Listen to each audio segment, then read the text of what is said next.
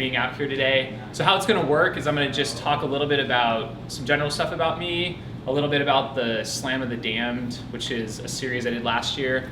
Then we're going to show a teaser video of our Insomniac night runs, talk a little bit about night running, and then take your guys' questions. I guess I'll start out. My name is Jamel Curry, and I've been running trail and ultra type events for over 10 years now, and been organizing races since 2008. We've probably done close to, 130 events we've put on the last, 7-8 years, and just really enjoy giving back to the community, putting on these events, and sharing what I love to do, which is running ultramarathons and trail running. So I guess start off with, I wanted to talk a little bit about the Slam of the Damned. How many of you here have heard of that before or know a little bit about?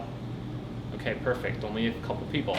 So how many of you have run an ultramarathon? Okay, so a little under half probably. You can say it now, that's exciting. Yes. I started, my first one was back in 2005. I did a 12-hour night run, and that was on a really short looped course. It was 500 meters, and you just run as many or few laps as possible. I see people cringing. It was actually a lot of fun because there was no set distance. You could just run or walk or take a break, whatever you wanted to do. So I'd run one marathon before that, and then went to this 12-hour run. Both of my younger brothers ran as well, and accumulated 55 miles. So went from a marathon to 55 miles was my next distance equivalent. And it was just purely through like walking and running, and it just adds up over time. And I've since kind of tended towards doing more mountain races, so kind of just graduating up in distance. I did the Man Against Horse 50 mile next, and then soon was entering a 100-mile race. And I've always been drawn to really tough events, so the Hard Rock 100 in Colorado is kind of the most iconic race that was on my list, and that's 100 miles in Colorado. It goes up to 14,000 feet and has about 33,000 feet of climbing. So that's climbing up Mount Everest and back down, more than that in one race. And so this last year I was kind of looking at what races I wanted to do in 2015. And guys, I think a lot of us do, we kind of make our goal list of what we might want to do. And it just so happened that kind of a lot of the races that I wanted to do require a lottery. They're so popular that they have to turn people away. So I applied for the HURT 100, which is a 100-mile race in Hawaii with about 25,000 feet of climbing, and you're going through like the jungle, rainforest with roots covering all the trails. Entered that one and I got in. I also entered the Barkley Marathons. If you've heard of that one, it's an almost impossible race to finish. They've had 14 people finish in 30-year event. I attempted it the year before and definitely wanted to, I didn't finish, so I wanted to go back. Applied for that and got in. Applied again for the Hard Rock 100, was fortunate enough to get into that. And then I applied for UTMB. It's the Ultra Trail du Mont Blanc, 100-mile race over in Europe. Around Mont Blanc. It goes through 3 different countries, starts in France, goes through Switzerland, and also Italy. I think that's right. And that one, I think there's like 2,300 people in that race. It's one of the biggest ones in the world. Also a lottery, and I got into that. So I was literally flying over to Hawaii for the HURT 100 when I found out I got in to UTMB. So I had 4 epic, really hard 100-mile races on the calendar for 2015, and I thought this needs a name. They have this thing called the Grand Slam of ultra running, and that is the 4 oldest 100-mile races. It's Western States, Leadville, Wasatch, and can anyone help me with the 4th one? Vermont, thank you. You're gonna have to step it up, Wes. So, I thought I needed a name for that. Put it out on Twitter. Hey, what do you guys think this should be called? And got some various reactions. The Stupid Slam, the Impossible Slam, the Pain Slam, and then someone said the Slam of the Damned, and that just seemed very fitting for kind of the torture I was about to put myself through. So I guess, like, long story short, I completed all the races except for the Barkley. I made it 4 loops out of the 5, and they weren't easy, obviously. I mean, but like I've done like the Hard Rock and had a pretty good race before, but this was just a lot of death marching. Had a couple injuries. So I don't know if you guys have specific questions, we can get into that later. But just really intense experience, kind of doing all 4 of those races in 1 year. Let's see, yeah, I don't know what else to say about that right now. Let's talk about, I guess I'd really like to get into the night running, since we have some night runs coming up this summer. I'd say that that's one of my favorite aspects of running 100-mile races, is the fact that you run all day and then you have to enter into the night. And I think I've had just some really magical experiences running at night. It's different. You get the wildlife a lot more. Scary. Is that what you said? Well, I mean, it's just. Ones that rattle, or? And I think also you start getting really tired and like almost hallucinating. It's just a kind of a different experience. It's hard to describe. I think some of the most difficult and intense experiences can sometimes be the most memorable looking back on them. So I think that's a big reason why I do tough events and wanting to push to do 100-mile races. So we give you guys a taste of that with some of our night runs. So I'm going to play this video real quick, give you a little bit of an idea of what goes on out there for night runs. So let's play that. This is your first night run? Tell us about that. Gonna give it a shot. Been running 2.5, 3-hour runs, and we're gonna try it at night. See what that's all about. 3, 2, 1.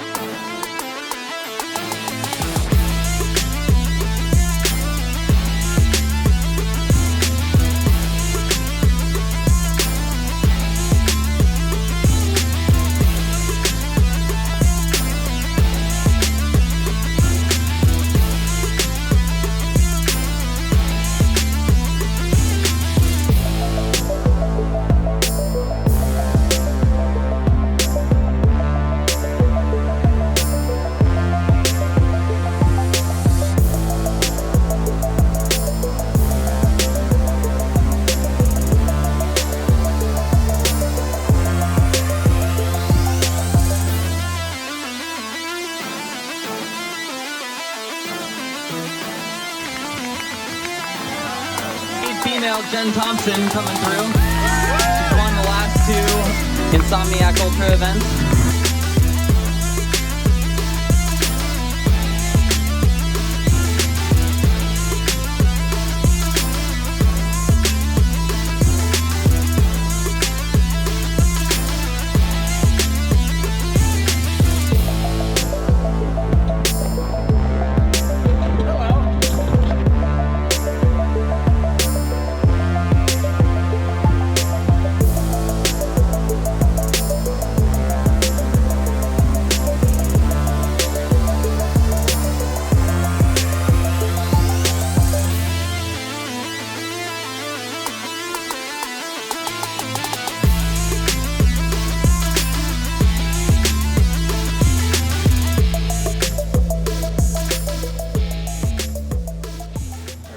So it gives you a little idea of what it's like out there. I think one of the most interesting things about the races itself is, you know, with 100 people out on the trail at once, it's actually quite bright with everyone's headlamps out there. It gets really cool when you have like a loop, like a 5-mile loop, and you can just see all of the lights spread out throughout the desert. It's really, really awesome. And the other cool thing too is you come into the aid stations, which are really well lit up and have a lot of energy, and you kind of like recharge and then head back out into the darkness. Really good time. So like some things to think about for night runs is, number 1, these are starting in the evening. So typically you're used to a morning race, so you've like eat dinner the night before, you have your rituals and routines.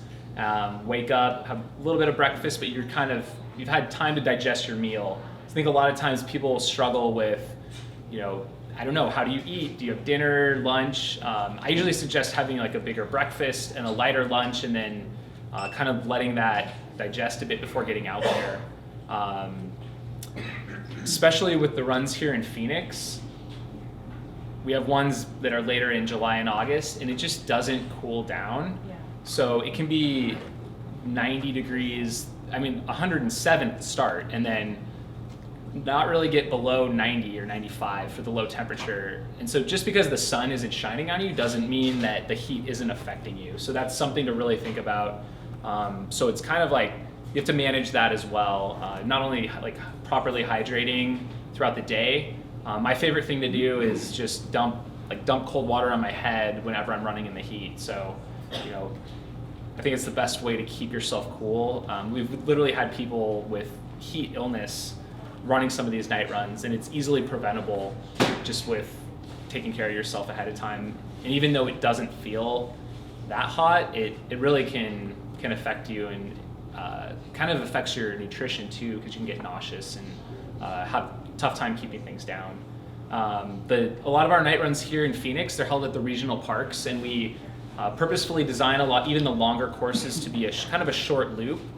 And that gives you a chance to kind of run with other people and come through the same aid stations and resupply. So it's also a good way to have what you need and access it really easily. Plus, you don't get the big vistas and views at night anyways. So let's see what else we got.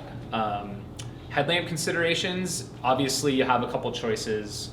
You can have a handheld flashlight, or like a headlamp you wear on your head. And there's even some newer products coming out where I know Ultraspire has like a 600 lumen waist belt that clips on and it doesn't bounce. So your hands can be free, but you have a light that's lower down.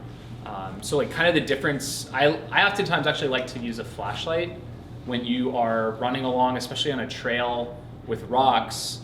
A light from above kind of washes everything out. When you have something in your hand, you can actually cast shadows on those rocks and see a lot of the obstacles a lot easier. So, and even better if you want each, a headlamp and a flashlight. And I recommend typically something with at least 200 lumens. And honestly, the more, the better. If you can create an artificial daylight for yourself when you're running at night, it's going to keep you awake longer and also just see better. So I guess that's a little bit of the intro. I think probably move into Q&A because I think we can get a lot of your guys' questions answered that way. So yeah, let's go ahead and do that. Okay, start over here. Okay, so I'm looking in 2 months doing my first 100. Okay. Just wonder if you got any crazy advice, special advice for Which first race? timers. I'm doing Mohican. Yeah. Advice for first 100-mile race, I would say come up with a plan. So, and do your studying and your homework. Make sure you know the course, kind of how far apart the aid stations are. If you can even do a time projection, it can be helpful. Are you going to have a crew or pacer? I have a crew. I don't have a pacer yet. Okay. Because I'm flying to Ohio, so Yeah. I'll probably get somebody there, hopefully. Yeah, so coming up with a plan with your crew, what you think your splits are going to be, and comparing all your different maybe drop points. I would package your nutrition in different bags so they can easily just hand you what you need. And the number one thing I would say is, I know Mohican's a flatter course, I believe. It's actually... It's 30,000 change. Okay, so 15 So, up, yeah. 15 down. I would say just walk the hills, even from the beginning, or come up with some sort of a walking strategy from the start. I think a lot of us, it's easy to get caught up in the excitement of it's your first 100, it's your first ultra, your first big race. You go out too hard. I think pacing yourself from the get-go is really important. You're inevitably going to be walking at the end, and I think the more you run at the beginning, that point could come sooner where you can't even run anymore. So it's going to be hard because the rest of the field is going to feel like they're just leaving you in the dust, but that'd be my number one recommendation. All right, next question. No. What are some of your tips for trying to stay motivated at night? Because I know a lot of people go through this lull where, you know, the sun's down, it's really hard to stay motivated, you're out there by yourself. What are some things?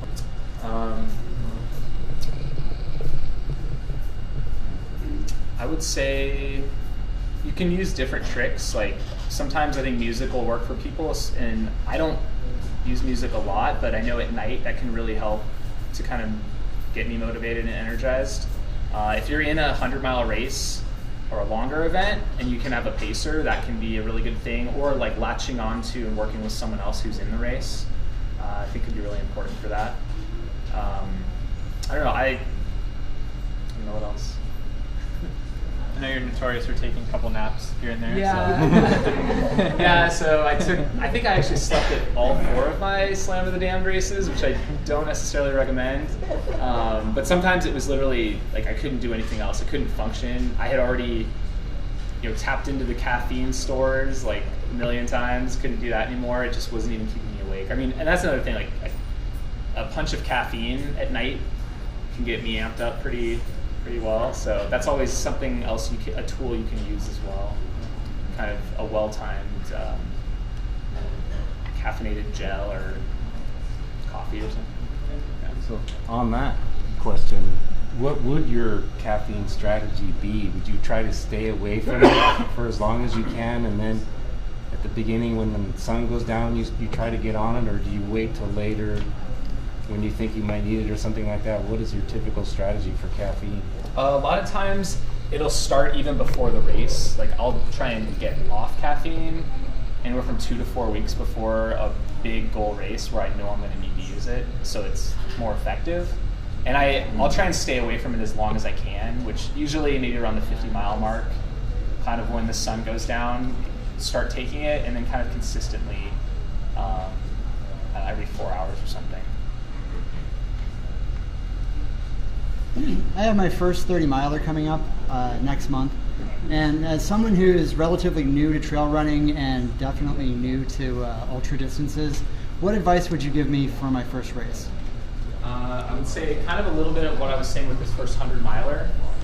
Definitely, know your course, and I would start conservatively. That's always the best thing to do, I think. Anytime you're reaching up to a new distance, don't be afraid to walk. I mean, we call it ultra running, but it's a lot of people walking. I walk a lot. I hike a lot in my races, and use the hills to your advantage to help dictate that pace. I mean, I think I've actually won a race before walking every single uphill. Like the Zane Grey in 2009, I literally walked every time there was an incline. And that saved a lot of my energy stores, so I could actually pass a lot of people in the last 20 miles of the race because I felt fresh and was able to just consistently move up all the way to the finish. So when you're training for the long runs, what's your training, I guess? What's the longest run you go out and do if you're going to be running for 24, 30 hours? Yeah, when I was training up for Hard Rock a couple years ago, had probably my best training cycle ever, and 3 weeks before the race, I did a 13-hour run. It was 56 miles at the course.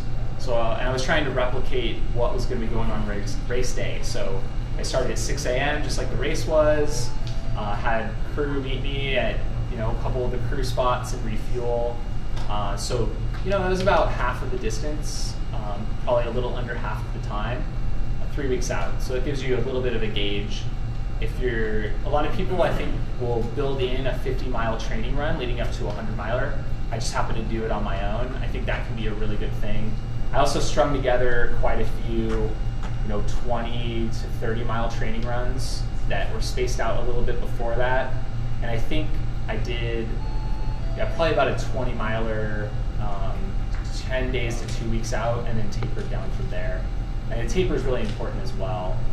Although almost every time I taper, I start getting these weird pains everywhere. I think I'm injured, but usually as soon as the gun goes off on race day, I'm fine.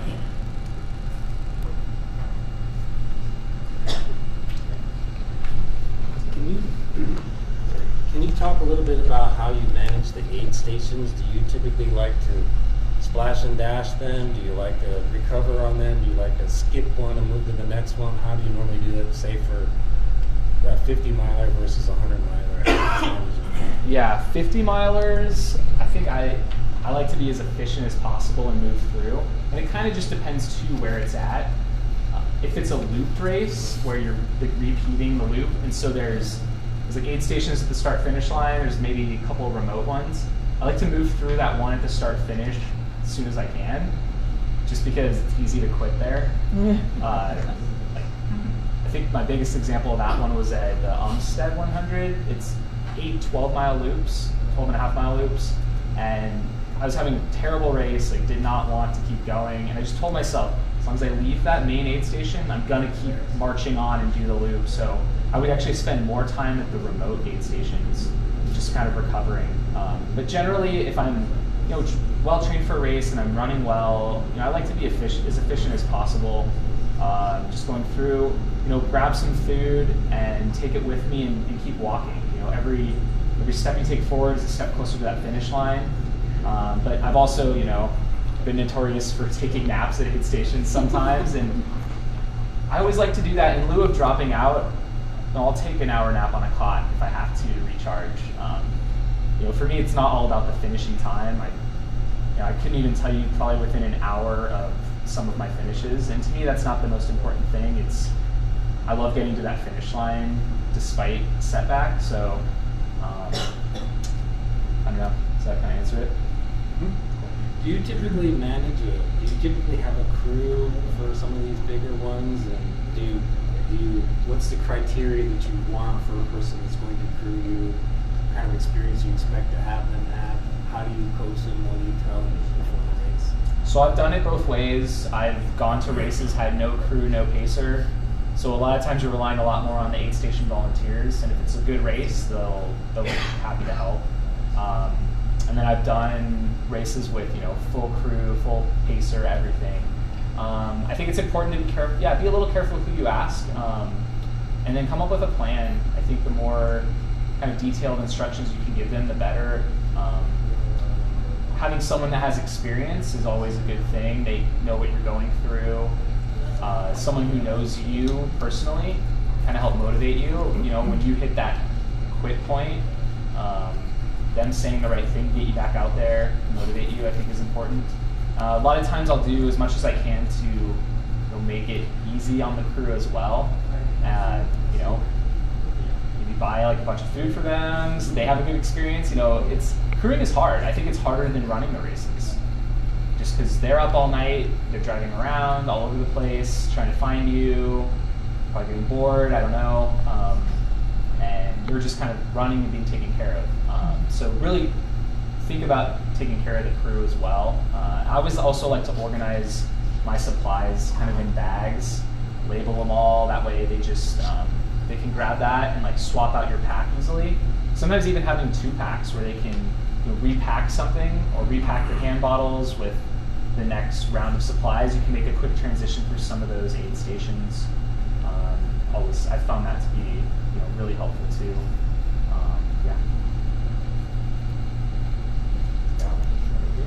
So if I'm not running like big miles, but this is like one of my first ones, I'm just doing the lowest one, the baby one, what can I expect? So you're talking about I'm not going to have a pacer, am I? I'm not going to pack bags and stuff. Are you talking about the...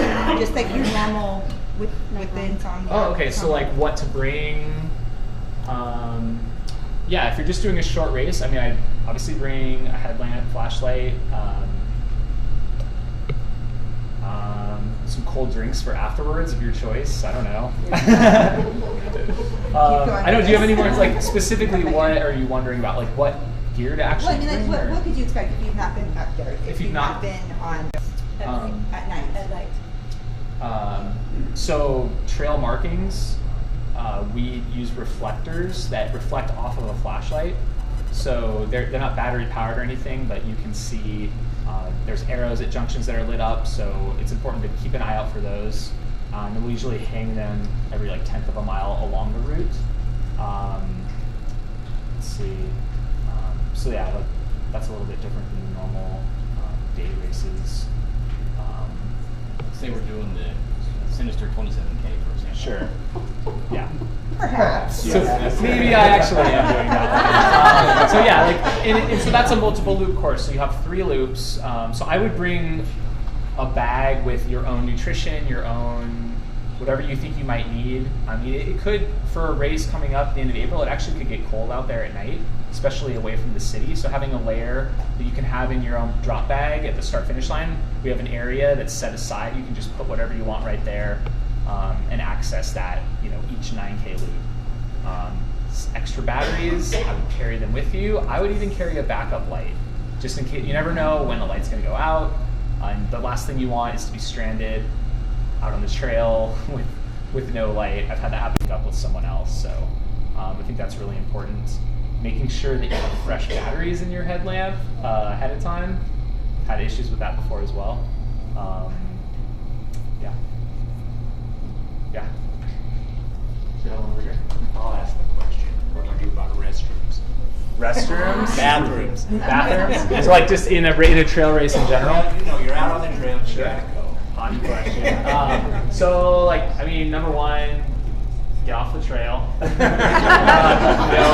Using the trail itself, let alone if someone saw you, it's just not very courteous. Kind of like, use like it's like you're camping or backpacking. I like to use like leave no trace principles. So typically that would mean like digging a little hole, doing your business. So you take stuff with you, like paper or do you use the no trace? Like me personally? Yeah. All right. Well, let's just get into it. I personally don't carry anything like that. Let's just be honest here. I actually look for like smooth rocks. That's what I use. So I don't know. That's just anyone else? No. I think people. I don't know. That seems pretty effective for me. Get a little careful with the vegetation that's out there. You don't want to get that poison ivy stuff or anything that can give you a reaction. I know a lot of people will carry like a little bit of toilet paper with them. Just make sure you bury that or pack it out, which maybe a worse option. I don't know. It's a real thing. It's a real thing, yeah. We all have to deal with it. Yeah, I've heard a lot of stories, shirts that get donated to the forest. Yes. Talking about the Barclay, you said something about Death March? Can you ask that again? You were talking about the Barclay race and you said something about Death March? All right, so Death March. I guess Barclay wasn't really a death march for me. It was more like the other two races in the Slam of the Damned. And I guess just referring to reaching a point in your race where you literally can no longer run. So at Hard Rock, that happened to me at mile 70. I had like extremely bad shin pain and I couldn't run downhill. And I was already just walking all the ups. And I had trekking poles and I would just be tiptoeing down a descent. It was just excruciating pain, but I kept making forward progress. Tried to find like weird ways to walk so it was minimizing the pain. And then that injury carried over. 7 weeks later, I was out in Europe doing the UTMB, actually running quite well the first 45 miles, and the same sort of pain came back, and I was again just reduced to a walk for over half the race. Yeah. Back there. I'm curious, as you said just now, how you had an injury and then you had another race. So how did you alter your training when you're kind of dealing with an injury, but you obviously really want to still run and prepare for something? So your question, how do you deal with an injury and still prepare and complete a race?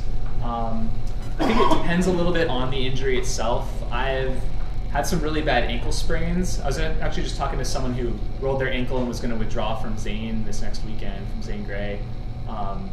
So I was able to utilize some of the tape they have, like kinesio tape or rock tape, and actually tape up my ankle in a way where it was impossible for it to roll because it was stabilized. And so I would tape up my ankle, which was my injury site.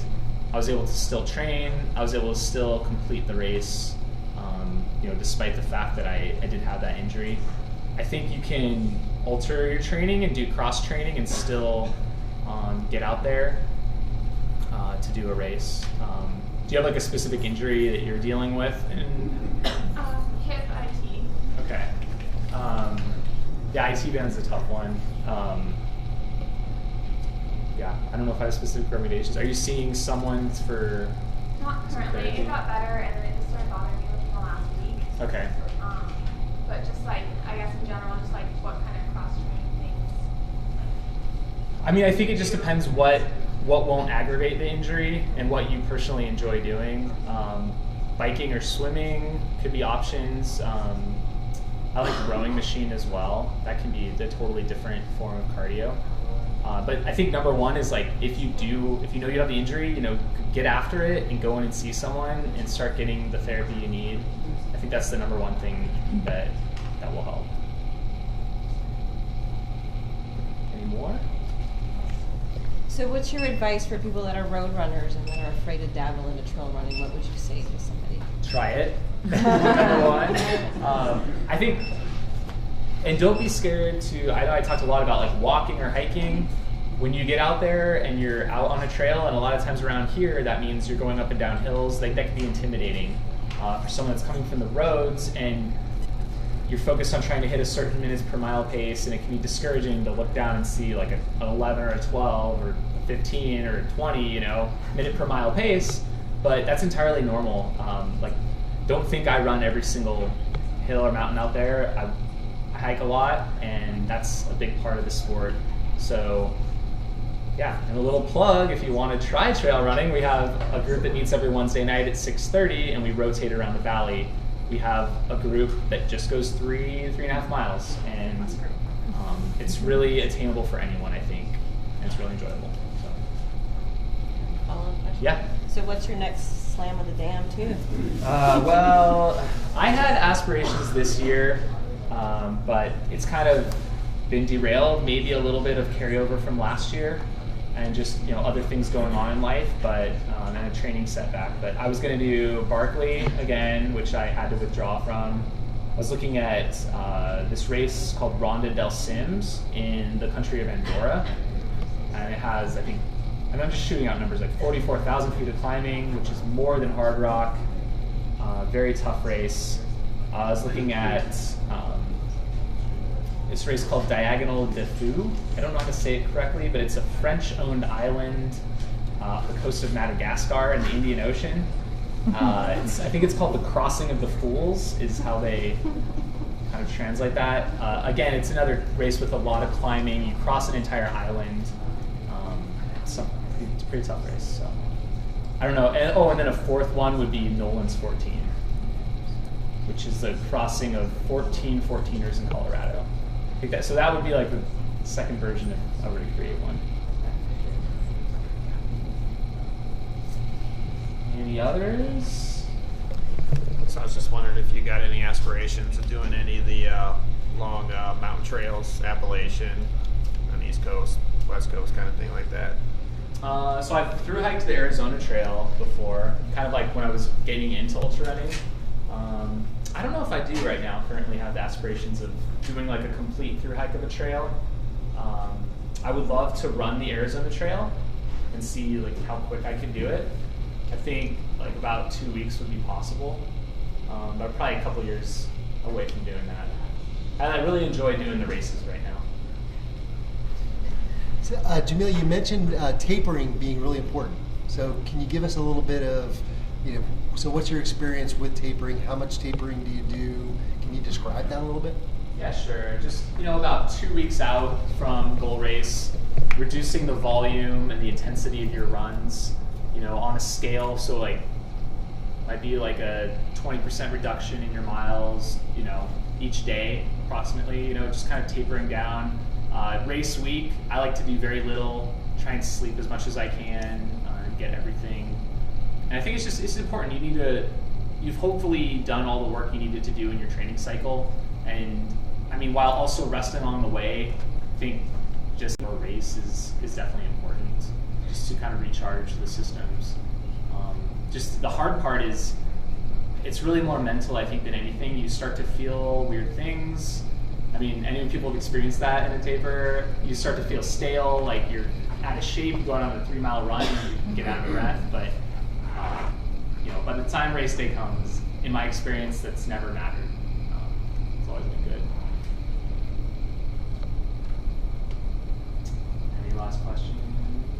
Run Sweet Get High? What Run Steep Get High?